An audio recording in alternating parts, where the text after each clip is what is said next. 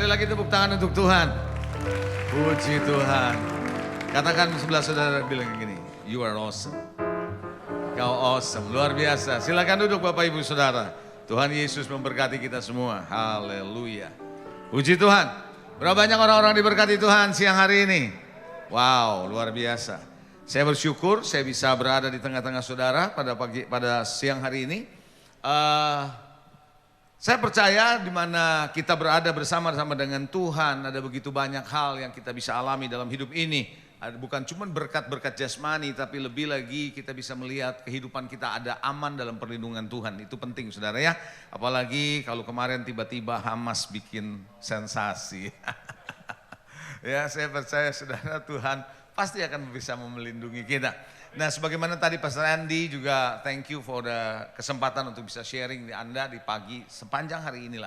Saudara, tadi dikatakan bahwa tema dari apa yang Anda sedang pelajari di bulan ini adalah bicara soal kejatuhan manusia. Saudara, kejatuhan manusia banyak sebabnya sebenarnya gitu ya. Banyak hal yang membuat seseorang bisa jatuh hanya karena kadang persoalan simple. Gitu ya, kadang-kadang persoalan simple. Persoalan simple seperti apa? Kecewa aja bisa bikin orang mundur dari Tuhan. Betul nggak? Hanya gara-gara kecewa, nggak diperhatikan katanya, nggak disalamin sama pendeta. Terus udah males nggak mau ke gereja lagi, ada yang begitu saudara. Hanya gara-gara faktornya seperti itu. Orang juga bisa jatuh dari kehidupannya karena nggak punya komunitas. Bisa juga karena nggak punya komunitas, karena udah kelamaan saudara ikut online. Nggak punya komunitas sendirian dan tanpa disadari itu setan bisa masuk. Orang-orang yang berjalan sendirian adalah target yang paling empuk untuk setan bisa jangkau dia gitu saudara. Tapi kalau Anda punya komunitas, paling tidak komunitas itu akan menjagai saudara, mendoakan saudara. Betul nggak saudara ya? Oleh karena itu jangan biarkan kejatuhan ada di dalam hidup kita. Pagi tadi saya bicara tentang kebohongan, hoax. Bagaimana kebohongan di awal ada di Taman Eden, terjadi kebohongan dari setan membuat manusia jatuh dalam dosa. Dan ternyata kebohongan ini membawa manusia kepada level berikutnya adalah perspektif. Sudut pandangnya, matanya dibuka oleh setan untuk melihat yang salah. Itu sebabnya kita perlu belajar. Hari ini dalam ibadah yang kedua saya akan bicara soal perspektif. Coba katakan perspektif. Kita baca dulu satu ayat firman Tuhan. Perspektif itu berarti cara pandang. Setan mau saudara dan saya, dunia mau supaya saudara dan saya punya cara pandang yang berbeda dari Tuhan. Sekali cara pandang Anda bisa bergeser dari Tuhan, maka dia sudah menguasai kehidupan saudara minimum 50% kalau menurut saya. Karena dia sudah tinggal tunggu waktu, Anda pasti akan ikutin dia. Saudara, mari kita lihat Kejadian pasal 3 ayat yang ke-6. Kejadian pasal 3 ayat yang ke-6, firman Tuhan bilang begini, perempuan itu melihat, coba bilang melihat. Perempuan ini adalah Hawa melihat bahwa buah pohon itu baik untuk dimakan dan sedap kelihatannya. Aduh, udah baik dan sedap lagi ya. Saudara kan pernah ya kalau lihat kalau lagi makanan gitu Anda lihat kayaknya sedap gitu ya. Sedap untuk dimakan saudara. Lalu kemudian pohon itu menarik hati karena memberi pengertian. Dia nggak tahu dari mana itu memberi pengertian, tapi setan bisa membuka matanya untuk bisa melihat seolah-olah buah ini bisa memberi pengertian kepada dia gitu. Lalu ia mengambil dari buahnya dan dimakannya dan diberikannya juga kepada suaminya yang bersama-sama dengan dia dan suaminya pun memakannya. Saudara, saya pernah merenungkan begini saudara. Ketika setan ngomong, ular ini ngomong sama Hawa, cukup lama, intens dan sudah mulai masuk pemikirannya si setan ke si Hawa. Waktu Hawa ngambil buah yang dilarang oleh Tuhan ini, kira-kira ular ada di situ apa enggak? Itu sempat saya mikirin loh, saudara, kira-kira ular ada di situ enggak? Kemungkinan besar ular udah enggak ada di situ. Saudara, untuk Anda memetik sesuatu perbuatan dosa, enggak perlu setan harus ngikutin saudara di situ, tapi dia cukup masuk ke pikiran saudara. Ketika dia sudah ada di pikiran saudara, dia udah menang dan itu hanya tinggal tunggu waktu. Anda pasti lakukan apa yang dia suruh lakukan. Tanpa dia harus ada di samping saudara. Itu sebabnya kenapa saudara jangan heran orang bisa tiba-tiba mundur dari Tuhan. Anda akan terkaget-kaget. Anda akan bisa bilang kenapa dia sudah melayani, dia sudah aktif di gereja, kok sekarang kayak begitu? Ada loh orang yang kayak gitu loh saudara. Hari-hari ini seperti itu. Nah saudara, yang menarik adalah Hawa melihat buah pohon itu, tiba-tiba dia lihat sedap kali gitu kan. Bagus dan sedap kali ini gitu kan. Nah saudara, kenapa dia bisa lihat begitu? Pertanyaan saya adalah, emang selama ini dia belum pernah lihat buah itu? Emang dia belum pernah lihat itu? Saudara, waktu Tuhan bilang bahwa buah di pohon yang ada di semua ini kamu boleh makan, kecuali yang ini. Waktu Tuhan bilang kecuali yang ini, saya percaya Hawa lihat. Kira-kira gitu nggak? Anda sepakat nggak sama saya? Anda sepakat? Berarti Hawa juga lihat buah yang sudah Tuhan tunjukkan. Tapi anehnya, waktu Tuhan kasih tahu, ini buah kamu jangan makan ya. Nggak ada tuh kata, sedap kali dilihat. Enggak. Dia nggak lihat baik? Enggak. Kenapa? Karena Hawa masih ada dalam perspektif Tuhan. Tuhan nggak perlu singkapkan itu, cukup dikasih tahu aja, saudara. Anda ngerti maksud saya? Tapi setan membohongi dia dan berhasil membohongi Hawa waktu lihat buah yang sama. Perspektifnya berubah. Perspektifnya tiba-tiba berubah. Dia merasa ini kok baik, gitu loh, saudara. Atau itu sebabnya saudara, hati-hati. Anda waktu mendengar sesuatu di dalam kebenaran firman Tuhan, Anda sudah nangkap sebenarnya. Tapi setan bisa membohongi saudara. Pelan-pelan Anda punya perspektif digeser. Sekali perspektif Anda sudah melihatnya keliru saudara, maka Anda akan melihat seperti yang setan mau. Jadi dia sudah menyediakan apa yang dia minta saudara lihat. Dunia itu menawarkan sesuatu supaya saudara lihat apa yang dunia tawarkan sama saudara. Sementara Tuhan tidak mau Anda melihat itu. Halo? Anda paham sampai di sini saudara? Saudara, suatu hari, udah lama sih, saya pergi sama keluarga, anak-anak saya masih kecil waktu itu. Saya pergi ke Thailand, liburan bersama keluarga besar lah ya. Lalu malam hari jam 12 malam ketika mau pulang ke hotel, saya kagetnya setengah mati. Kenapa? Karena macetnya luar biasa. Ini jam 12 malam waktu Thailand, itu macetnya luar biasa. Sampai saya bilang begini, ini macet ini seperti gini tiap hari nih. Iya. Terus di malam kayak gitu saya masih bisa melihat ada tiang dua besar di jalan. Kayaknya ini mau dibangun tol gitu loh. Tapi kok nggak dikerjain kayak mangkrak gitu, kayak udah lama kan gitu. Saya tanya sama supir taksinya, ini bukannya mau dibikin jembatan? Iya katanya. Udah lama ya? Iya. Kok nggak diterusin? Dia bilang nggak bisa nyambung. Ngerti nggak bisa nyambung? Nggak bisa nyambung tuh begini. Antara yang satu sama yang satu ini ketika mau disambung sudut kemiringannya tidak sama. Jadi kalau disambung bisa terbang gitu loh. Ngerti ya saudara ya? Nah saudara waktu saya ngerti begini. Saudara tahukah saudara Tuhan bicara di hati saya. Perbedaan 1 derajat itu kecil. Perbedaan 1 derajat itu kecil. Kalau Anda tarik cuma 10 cm. Betul atau enggak? Kalau Anda tarik 1 meter pun enggak terlalu jauh bedanya masih. Tapi kalau Anda tarik 15 kilometer, 10 kilometer Anda tarik beda 1 derajat dari sini, bedanya jauh. Betul atau tidak? Setan menggeser pikiran saudara, yang ini enggak apa-apa sedikit kok. Dalam waktu setahun masih oke sih. Kemungkinan Anda bedanya nggak terlalu jauh. Tapi tunggu 15 tahun kemudian, tiba-tiba iman saudara bisa beda jauh. Itu bahayanya perspektif. Jadi saudara jangan pernah izinkan perspektif sedekecil apapun. Rasanya cuma geser dikit nggak apa-apa. Pastor, siapa bilang? Betul nggak saudara? Siapa bilang? Itu sebabnya kenapa saudara perspektif saudara mau digeser karena dia tahu ujungnya kemana nanti Anda. Jadi jangan heran banyak orang Kristen di gereja dulunya sangat luar biasa. Tapi ada satu titik dia bergeser dan dia tanpa sadari geseran ini cukup panjang. Dan tiba-tiba dia jadi berbeda. Yang dulunya dia bisa sepakat dengan sebuah kebenaran, sekarang dia akan mempertanyakan kebenaran itu. Sampai di sini Anda paham maksud saya saudara? Mari kita bisa melihat saudara, gini, setiap hari kita melihat sesuatu, hal-hal yang kita perhatikan setiap hari kita alami ya saudara. Pertanyaan saya gini, bisa enggak kalau Anda melihat berita, Anda melihat apalagi saudara, sebuah penjelasan barangkali, baik melalui sosial media, whatever, ketika Anda melihat, Anda bisa enggak lihat dari sisi yang lain yang dari Tuhan? Atau Anda enggak bisa lihat sama sekali? Saudara, saya khawatir saudara, kalau kita nggak punya kebenaran, kita nggak bisa lihat perbedaan antara kebenaran dengan kepalsuan. Tapi saudara dan saya harus bisa membedakan mana yang benar, mana yang palsu. Betul atau tidak saudara? Ya, mari kita melihat saudara, ada satu slide yang saya persiapkan buat saudara.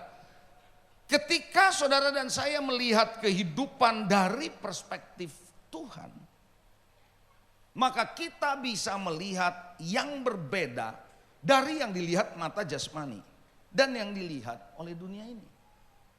Kalau Anda masih punya perspektif ini dari Tuhan dalam hidup ini, maka Anda bisa melihat yang berbeda dari mata jasmanimu yang lihat. Anda bisa melihat yang berbeda dari apa yang dunia lihat. Saudara, kenapa banyak orang hari-hari ini tergiring di dalam hubungan sejenis? Kenapa sekarang anak-anak kecil di Amerika confused? Bahkan seorang hamba Tuhan dari Kanada kemarin ini sempat bicara di gereja saya. Dia bilang bahwa di Kanada anak-anak kecil sekarang bingung tentang gender dia. Kenapa? Karena sekolah sekarang di sana bisa dalam kelas ngundang bencong-bencong, coba.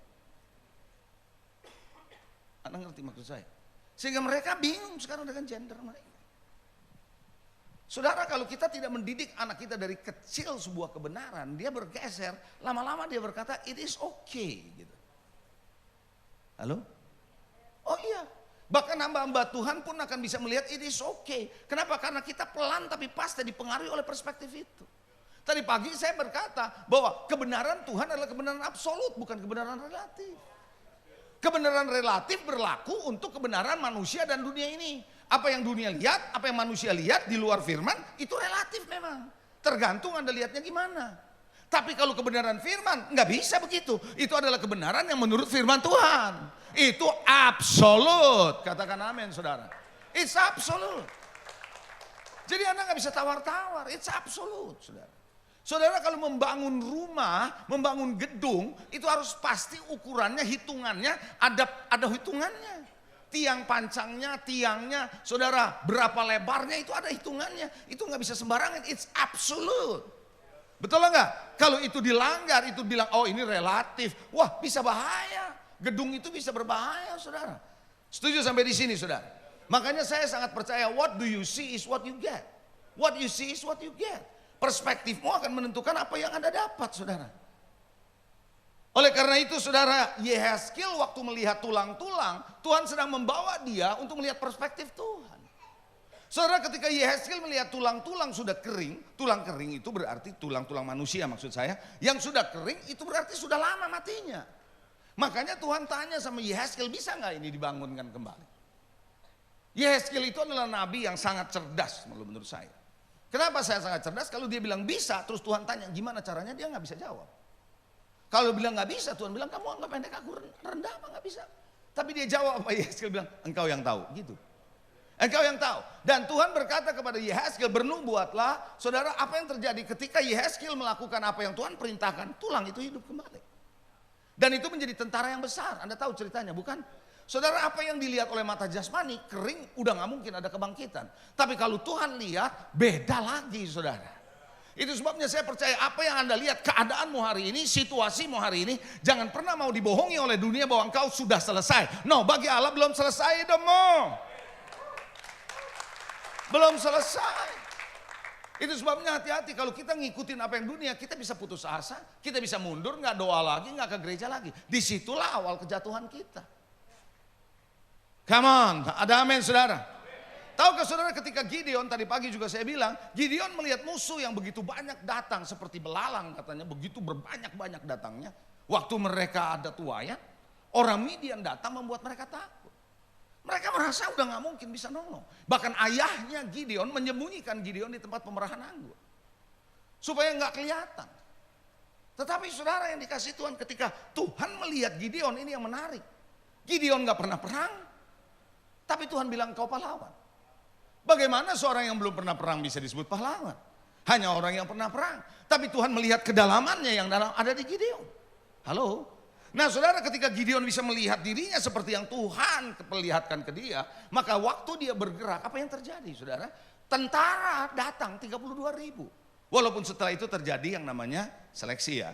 Betul ya saudara ya? Tapi kuncinya adalah kalau Anda bisa lihat seperti yang Tuhan lihat, maka Anda bisa melihat berbeda dari dunia ini. Tapi kalau Anda nggak bisa lihat itu dan tertipu dengan setan, perspektifmu bergeser, malah sebaliknya Anda nggak bisa lihat apa yang Tuhan lihat.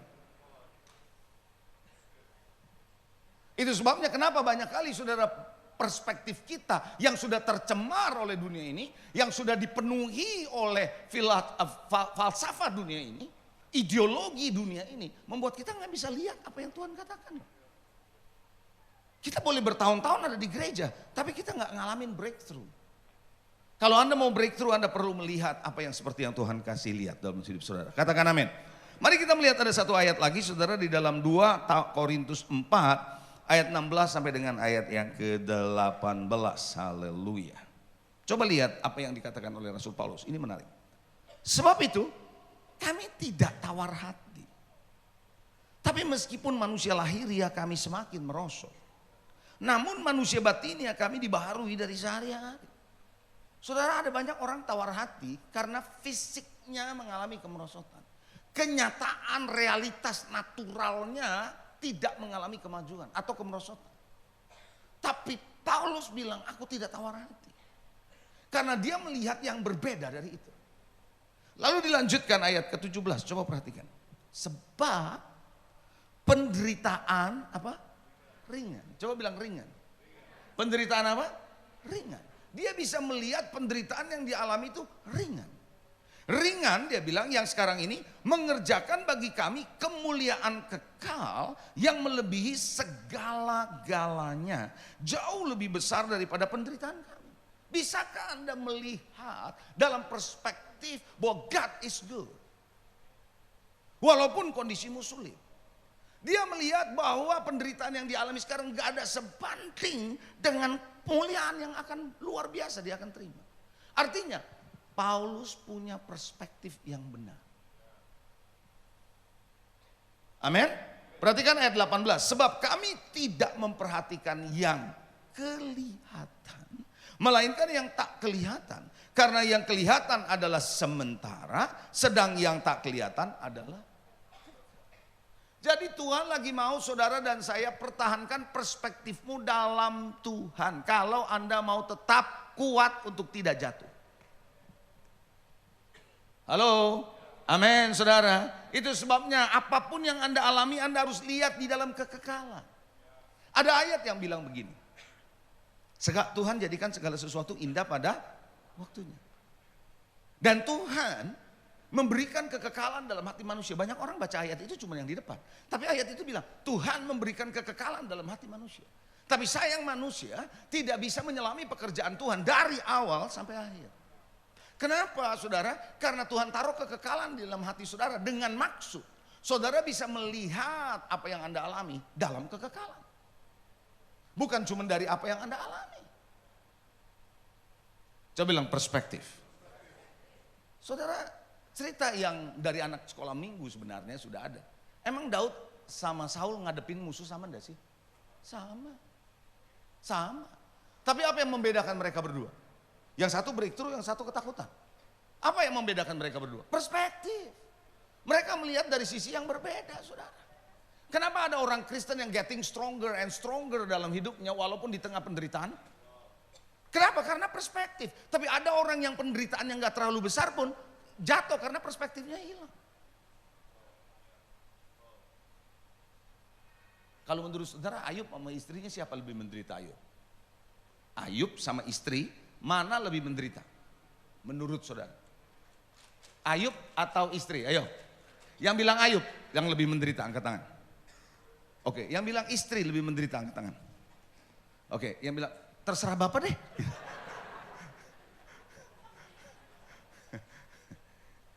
Ayub sama istri sama-sama kehilangan anak, kehilangan ternak. Iya dong? Berarti penderitaan sampai di situ sama ya. Ayub kena penyakit gatel-gatel dari kepala sampai kaki sampai harus garuknya pakai beling. Istri enggak sama sekali. Jadi mana yang lebih menderita? Ayub. Ayub lebih menderita. Betul. Tapi yang komplain siapa? Yang komplain siapa? Istri. Istri bilang apa? Kamu masih mau nyembah Tuhanmu? Kutuki Tuhanmu. Tapi Ayub bilang apa? Kamu ngomong kayak perempuan gila ya gitu. Jarang loh ada suami yang berani ngomong begitu. Saudara. Kayaknya cuma Ayub tuh yang berani ngomong begitu sama suaminya loh, saudara. Dia bilang, kamu ngomong kayak perempuan gila ya katanya. Kamu cuma mau terima yang baik dari Tuhan. Kalau Tuhan yang memberi, dia yang mengambil, suka-suka Tuhan. Apa artinya? Di tengah penderitaan yang lebih berat pun Ayub mempertahankan perspektifnya. Setan mau supaya saudara punya perspektif geser. Penderitaan kita mungkin gak terlalu banyak, tapi perspektif kita udah salah, kita pasti nyerah. Coba sikut sebelah saudara, jaga perspektifmu. Hahaha, haleluya, amin saudara. Mari kita melihat satu slide berikutnya saudara. Oh haleluya. Anda bisa menilai Tuhan berdasarkan keadaanmu. Atau Anda bisa menilai keadaanmu berdasarkan perspektif Tuhan. Anda bisa nilai Tuhan dari keadaanmu. Kalau keadaanmu baik, pasti Anda bilang God is good all the time God is good. Tapi kalau keadaanmu merosot, Anda bilang mana Tuhan? Bisa begitu tuh. Nah itu artinya kita menilai Tuhan dari keadaan kita. Tapi kalau keadaanmu dalam keadaan baik ataupun susah, dengan perspektif Tuhan Anda akan tetap joyful. Anda tetap sukacita. Nah berarti Anda menilai keadaanmu dari kacamata Tuhan. Betul saudara? Oleh karena itu saudara yang dikasihi, kita perlu belajar. Anda membaca kembali, ada satu ayat saya mau ajak saudara baca. Dalam 2 Raja-Raja pasal 6 ayat 14-17. Ini menarik saudara. Adalah kisah tentang Gehasi dengan Elisa yang dikepung oleh tentara Aram. Saudara, Gehasi atau bujangnya Elisa bangun pagi-pagi, lihat keluar, yang dia lihat apa? Tentara musuh. Sekarang saya tanya, kalau si pembantunya Elisa lihat tentara musuh, kira-kira Elisa lihat juga nggak? Lihat, bukan gak lihat. Tapi ada beda reaksi. Reaksinya si pembantunya, ya Anda baca ya. Atau saya ceritain aja ya, saya catat ayatnya, Anda baca saudara. Oh ada di sini. Oke. Saudara, apa yang terjadi saudara? Yang namanya Gehasi bilang, celaka tuanku. Coba bilang, celaka tuanku. Dia berkata, celaka tuanku, apa yang harus kita perbuat? Ketika Anda melihat dengan kacamata natural saudara, perspektif yang dunia taruh dalam hidupmu. Kita baca satu ayat ini deh, ini penting nih ayat ini nih untuk saya jelasin. Ayat 15. Ketika pelayan abdi Allah bangun pagi-pagi dan pergi keluar, tampaklah satu tentara dengan kuda dan kereta dari sekeliling kota itu. Lalu berkatalah bujangnya kepada si Elisa ini, celaka tuanku. Terus apa dia bilang? Apa yang akan kita, orang kalau sudah salah perspektifnya, gak pernah mikir gini, apa yang Tuhan bisa perbuat? Come on. Kalau Anda sudah perspektifnya udah salah, udah dikuasai oleh keadaan, udah dikuasai oleh situasi, Anda tidak akan pernah tanya apa yang Tuhan bisa kerjakan di tengah-tengah kondisi saya. Tapi yang Anda akan tanya adalah apa yang saya akan perbuat, yang bisa perbuat untuk kondisi saya bisa berubah. So Anda akan fokus kepada self, bukan kepada Tuhan. Anda akan cari jalan keluar dari dunia ini, bukan dari Tuhan. Tapi Elisa berdoa sama Tuhan, buka mata bujangku. Emangnya dia buta? Enggak. Tapi Tuhan, dia lagi berdoa supaya perspektifnya digeser untuk bisa melihat apa yang ada sama Tuhan. Maka ketika didoakan, dia lihat, maka dia bisa melihat tentara yang menyertai mereka lebih besar, lebih banyak daripada tentara musuh. Saya sangat percaya Allah yang menyertai saudara, malaikat yang menyertai saudara jauh lebih banyak dari persoalan, dari kondisi dunia ini. Membuat Anda tidak harus bergeser dalam perspektifmu. Yang setuju katakan amin. Jadi saudara yang dikasih Tuhan, ketika Anda bergeser saja bisa salah. Makanya bangsa Israel bisa kecewa, bersungut-sungut karena melihat masalahnya. Setan maunya supaya saudara begitu kok. Supaya saudara melihat masalah, Anda kecewa, Anda marah, dan Anda tinggalkan Tuhan. Makanya tadi saya bilang di awal, ada orang Kristen meninggalkan Tuhan hanya urusan sepele, hanya gara-gara kecewa, hanya doanya gak dijawab. Kalau buat saya nih ya, kalau doa kita nggak dijawab, itulah jawaban Tuhan. Itu berarti doa saya dijawab. Dijawabnya apa? Dia nggak jawab, itu jawabannya. Loh, benar nggak saudara? Ada yang bilang, saya ini nggak ke kanan nggak kiri, saya netral, saya nggak milih. Siapa bilang? Lu milih. Milihnya di tengah, nggak ke kiri nggak ke kanan, bener nggak? Setuju nggak saudara? Milih. Jadi kalau Tuhan nggak jawab, berarti Tuhan jawab nggak? Jadi ada nggak doa yang nggak dijawab sebenarnya? Nggak ada, dijawab semua. Cuma dia nggak mau jawab, itu aja. Dia nggak mau kasih tahu saudara, tapi dia tetap jawab. Jawabnya apa? Tar dulu, gitu kan? Haleluya. Nah, saya mau ajak saudara membangun perspektif yang benar. Mari kita lihat slide saya berikutnya. Landasan dari perspektif saudara dan perspektif saya yang benar adalah firman Tuhan. Bukan dari sudut pandang yang relatif tergantung masing-masing atau dari dunia ini. Gak ada cerita. Anda kalau mau punya perspektif yang benar, bangun hidup saudara dasarnya firman. Tadi pagi saya sudah bilang, era kekristenan yang hanya mendengar firman, membaca firman waktu ibadah di hari Minggu sudah selesai.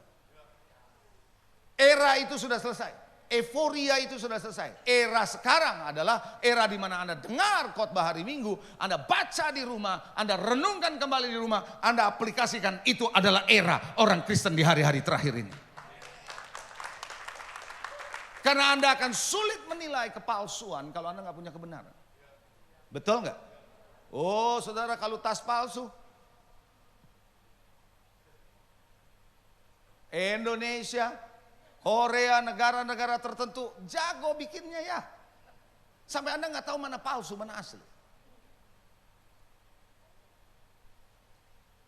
Katanya hanya hujan yang bisa membuktikan dia palsu atau enggak. Hanya hujan. Bukan dia luntur, bukan. Kalau asli hujan dibekep saudara. 500 juta nih masalahnya, dibekep.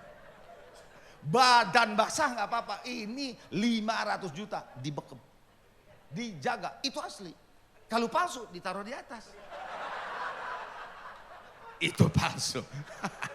Karena biar tasnya yang basah, kepala nggak basah, itu palsu. Jadi kalau Anda lihat ada orang pakai tas bermerek hujan, lagi begitu Anda sudah tahu kira-kira gitu.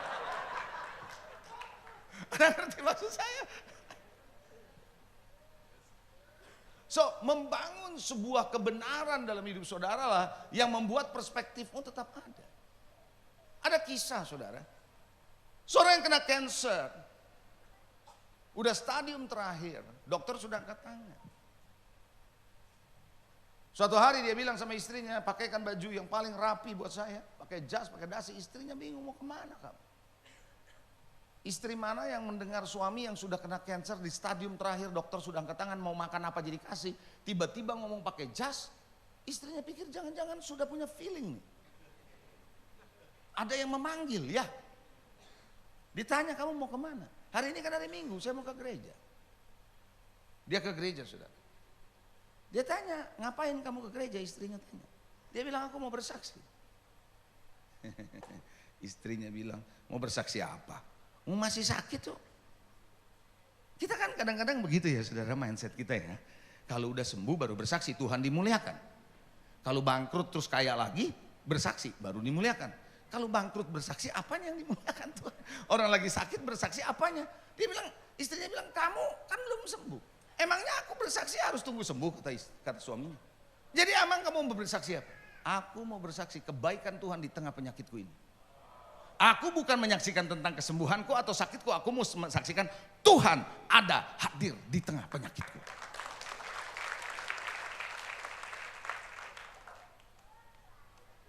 Dia bersaksi di gereja, dikasih izin sama pendetanya. Saudara mau tahu, satu gereja dilawat Tuhan. Lawatan Tuhan di gereja nggak harus begini-begini. Banyak orang pikir gitu. Antara ayan sama nggak gini-gini. Orang yang lagi sakit dipakai Tuhan untuk melawat Tuhan, untuk melawat jemaat. Saya percaya Tuhan juga bisa pakai saudara. Perspektif kita harus diberesin saudara. Tuhan bisa pakai saudara. Katakan amin saudara. Itu sebabnya selaraskan perspektif saudara dengan firman. Bilang sebelah saudara, baca firman, renungkan firman makanya. Haleluya. Saudara, ada beberapa contoh-contoh perspektif Tuhan. Saya hanya coba kasih 2 aja saudara ya. Contoh, gak usah saya jelasin panjang lebar. Paulus pernah bilang, pencobaan yang kamu alami pencobaan apa? Biasa. Coba bilang biasa. Kalau kita lihatnya apa? Luar biasa. Tapi Tuhan bilang apa? Biasa. Pada saat kamu dicobai, Tuhan akan memberikan apa? Jalan keluar. Kekuatan dan jalan keluar. Betul apa enggak? Berarti setiap persoalan yang saudara hadapi, pasti ada jalan keluarnya kalau begitu dong. Tapi setan mau bilang, enggak ada lo, enggak ada jalan keluarnya. Jadi ngapain? Bunuh aja diri lo. Minum obat, minum racun, kan begitu. Kalau perlu minum cyanida, kan begitu.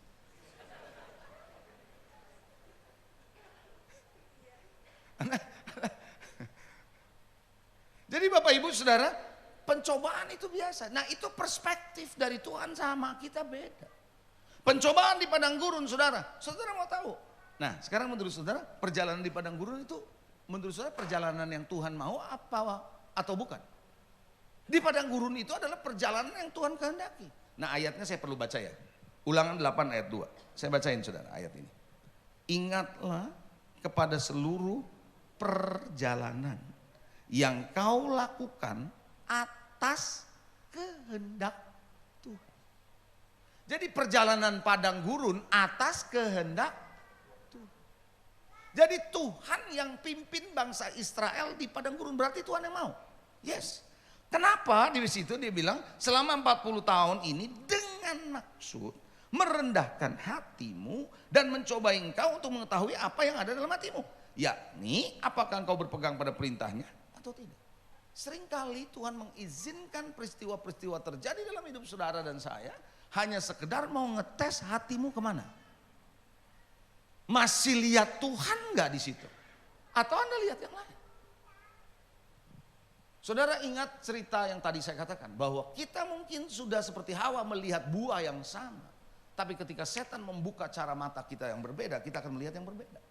Kebenaran yang sama yang sudah kita terima 10-20 tahun yang lalu kita sudah terima, tiba-tiba saudara kita dipengaruhi oleh kebohongan, kita bisa beda. Saudara nangkap maksud saya? Saudara ngerti maksud saya? Itulah sebabnya kenapa saudara hati-hati dengan yang namanya perspektif dunia ini. Nah sekarang saya mau ajak saudara gimana caranya supaya saudara punya perspektif Tuhan. Ada 2 hal yang saya mau bagikan sama saudara. Number 1, Anda harus tahu dan ngerti kebenaran secara benar. Kebenaran secara benar, ini penting. Sekali lagi, kebohongan dilawan dengan kebenaran. Perspektif saudara pun harus punya kebenaran yang benar, bukan kebenaran yang relatif. Saya sangat suka dengan satu ayat, saya baca ya, Anda boleh lihat ya, Mazmur 36 ayat 10. Saya suka ayat ini saudara. Mazmur 36 ayat 10. Salah satu ayat yang banyak menjadi pegangan saya dalam saya merenungkan firman. Mazmur 36 ayat 10. Sebab padamu ada sumber hayat. Di dalam terangmu kami melihat terang. Itu kalimat udah lama dulu saya baca, waktu 1 hari Tuhan bukakan, itu membuat saya breakthrough. Maksudnya gini, di dalam terangmu kami melihat terang. Jadi kita nggak bisa melihat terang kalau tidak diterangi Tuhan. Kira-kira gitu, nangkep ya? Oke. Cara menjelaskannya gimana yang enak? Kalau Anda punya berlian, kalau Anda, jangan bilang Anda punya berlian deh, kita lihat berlian di toko berlian. Kalau Anda lihat berlian di toko berlian, di bawah lampu sorot apa di lampu neon? Anda pernah lihat kan? Paling enggak kan lihat-lihat boleh lah ya. Lihat-lihat ya, walaupun nggak ada duit nggak apa-apa, lihat-lihat boleh lah ya. Belum tentu beli kan? Jadi berlian itu disorotnya di lampu sorot atau di lampu neon? Lampu sorot. Kenapa kira-kira? Supaya cahaya dari ini keluar ya. Potongan-potongan yang bagus dari berlian itu keluar bersinar, betul? Pertanyaan saya, di bawah lampu neon bisa nggak? Bisa sih, cuman lain hasilnya. Ya atau enggak? firman Tuhan itu berlian. Firman Tuhan itu berlian. Ada banyak cutting-cuttingnya yang luar biasa. Anda nggak akan pernah bisa melihat cutting itu keluar hidup kalau Anda tidak diterangi oleh terang Roh Kudus. Hanya Roh Kudus yang menulis Alkitab itu menerangi saudara, membuat Anda jadi ngerti, jadi tahu, perspektifmu jadi benar. You need Holy Spirit untuk membuat ayat Alkitab jadi hidup. Saudara, bacalah Alkitab di dalam terang firman Tuhan. Dalam terangnya Tuhan. Amin. Maka engkau punya kebenaran yang benar, bukan kebenaran ngasal.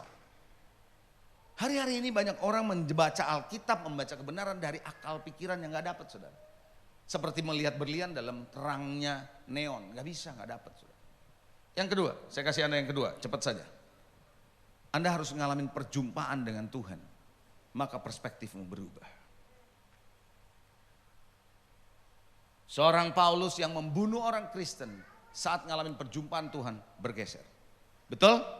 Seorang teroris, Paulus itu teroris, sungguhan dia teroris. Karena dia mau membunuh orang-orang percaya. Dia mendapat surat, ada backup dari Gamaliel.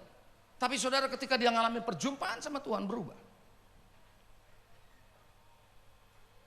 Cerita sedikit, saya akan tutup.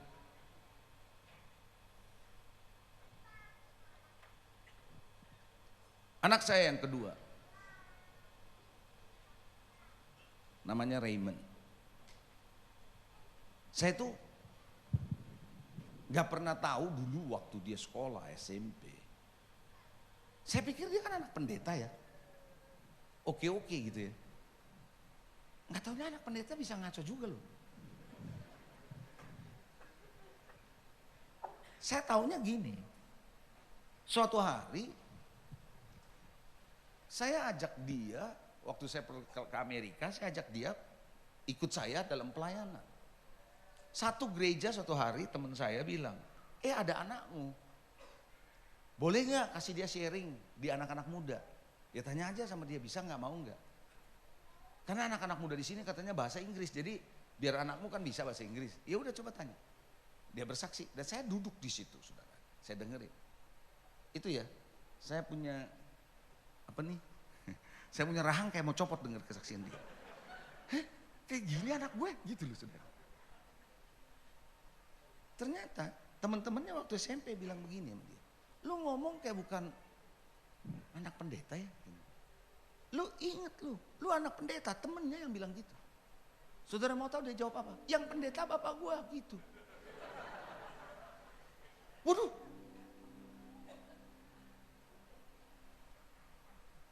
Tapi saya teringat suatu ketika. Waktu dia juga bersaksi. Ada suatu ketika anak ini pulang sekolah. Dia tak minta gitar saya, dia nyembah. Istri saya colek saya gini. Tumben tuh anak. Kita cuma bilang liatin aja. Berapa lama tahan? Gitu loh. Tapi dia terus nyembah. Nah lewat kesaksian dia saya baru tahu. Waktu dia di Amerika, dia sendirian. Dia di kamar mandi.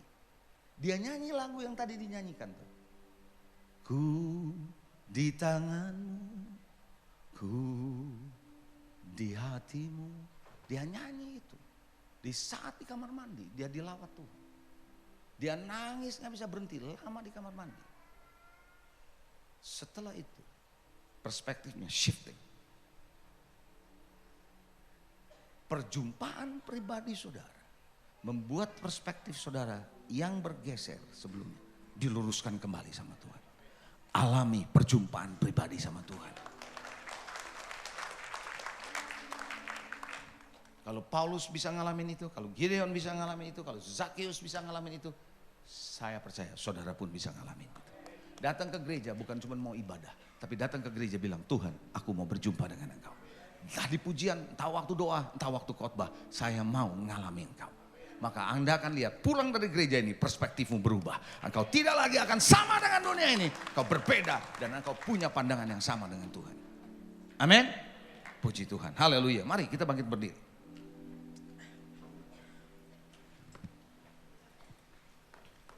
Saudara, sebelum saya tutup dalam doa, saya ingat saudara saya bawa buku. Saya ceritakan dulu tentang buku ini. Saya udah lama nulis buku, ada 16 buku. Tapi kemudian long time, sudah lama saya tidak nulis buku. Beberapa tahun, ada 4, 5, 6 tahun saya udah nulis buku. Dulu hampir tiap tahun pasti saya tulis buku. Covid datang, 2020, bulan Maret. Saya di rumah terus. Saya yang pikirin adalah gimana jemaat untuk bisa menerima firman. Lalu pas di rumah saya lagi merenungkan kitab Injil Yohanes. Injil Yohanes adalah Injil yang paling berbeda dari Injil yang lain. Injil Matius, Markus, Lukas membahas tentang pekerjaan Tuhan, Yesus. Tapi Yohanes membahas tentang ketuhanan Yesus, keilahian Tuhan. Waktu saya baca satu ayat, Tuhan bukakan, singkapkan ayat per ayat. Bukan secara teologis, tapi secara pengertian kesehari-hari. Karena ayat itu kan dibuka dan pada mulanya adalah firman. Begitu kan? Terus dari satu ayat Tuhan mulai buka. Lalu setelah saya tulis, saya bikin satu ayat, saya kirim WA ke jemaat. Yohanes 1 ayat 1 hari ini, besok Yohanes 1 ayat 2, lusa Yohanes 1 ayat 3, begitu tiap hari. Dari satu ayat-ayat, dari pasal ke pasal, sampai akhirnya jemaat saya yang diberkati bilang begini sama saya. Pastor, kenapa gak ditulis buku? Oh iya juga. Akhirnya saya tulis buku. Yohanes ada 21 pasal. Anda bisa bayangkan kalau satu ayat, satu pasal, satu ayat, itu bisa seberapa tebel. Jadi saya split jadi 7 volume. Satu volume 3 pasal. Setiap satu volume per pasal itu ada per ayat. Dan hari ini saya cuma bawa volume 1 ya. Jadi saudara, Anda baca, Anda renungkan, Anda bisa pakai untuk keseharian saudara untuk merenung. Ya, Injil Yohanes yang bisa memberkati saudara. Mari kita berdoa. Tuhan, aku berdoa biarlah kebenaran firman-Mu memeteraikan hati dan pikiran kami. Kami tidak lagi berjalan dalam perspektif dunia ini, pemikiran dunia ini yang membawa kami tersesat. Tapi biar kami Tuhan sungguh bisa mengerti bahwa perspektif-Mu lah yang membawa kami kepada kekekalan. Mengerti kebenaran-Mu adalah yang memerdekakan kami. Tuhan, mari Tuhan, aku berdoa untuk jemaat-Mu. Apapun yang disampaikan tadi, mereka tidak akan sia-siakan. Mereka tangkap baik-baik untuk bisa mengerti bagaimana mereka punya perspektif yang benar. Sehingga hidup mereka, hidup kami semua adalah hidup karena kebenaran. Bukan karena kepalsuan, bukan karena tertipu. Tapi kami berjalan dalam kebenaran. Dari kebenaran kepada kebenaran, dari kemuliaan kepada kemuliaan. Berkati umat-Mu Tuhan. Hamba-Mu boleh selesai menyampaikan firman-Mu. Meteraikan kebenaran ini. Jadikan firman ini tumbuh dalam hidup umat-Mu Tuhan. Dalam nama Yesus kami berdoa. Yang percaya katakan amin. God bless you. Haleluya. Berikan tepuk tangan buat Pastor Leo.